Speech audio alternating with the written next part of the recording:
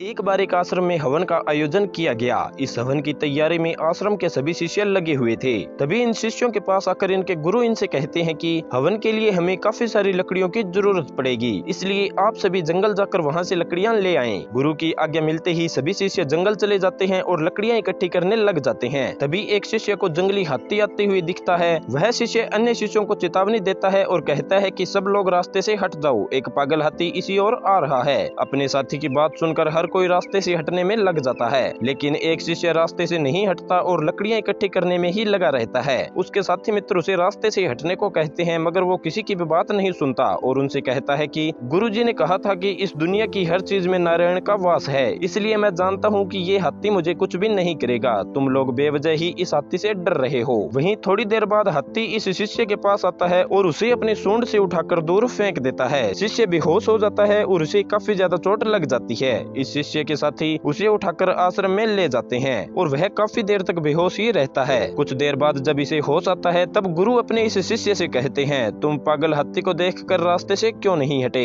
शिष्य गुरु से कहता है, आपने ही तो कहा था कि इस दुनिया की हर चीज में भगवान का वास होता है, इसी वजह से मैं अपनी जगह से नहीं हटा और मैंने हाथी को भगवान समझकर उसे नमस्कार किया, मगर उस हाथी ने मुझ पर हमला कर दिया और मेरी ये हालत हो गई। अपने शिष्य की ये बात सुनकर गुरु ने उससे कहा, हाँ मैंने तुम्हें कहा था कि इस दुनिया की हर जीव में भगवान का वास होता है, लेकिन जब अन्य शिष्य तुमको वहां से हटा रहे थे तब तुमने उनकी बात क्यों नहीं मानी। क्या तब तुम्हें इन लोगों के अंदर भगवान नहीं नजर आए। इंसान को सदा हालातों को देखकर ही निर्णय लेना चाहिए और हमेशा अपने दिमाग का इस्तेमाल करना चाहिए। जो लोग एक ही बात को पकड़कर बैठ जाते हैं और उसी पर विश्वास करने लग जाते हैं, वे लोग मूर्ख होते हैं। अपने गुरु की ये बात सुनकर शिष्य को समझ में आ गया कि उसने गलती की है और उसे अपने साथियों की बात मान लेनी चाहिए थी। ये कहानी हमें सिखाती है कि हमें एक ही बात को पकड़कर नहीं बैठना चाहिए, हमें हमेशा हालातों को देखकर ही निर्णय लेना चाहिए।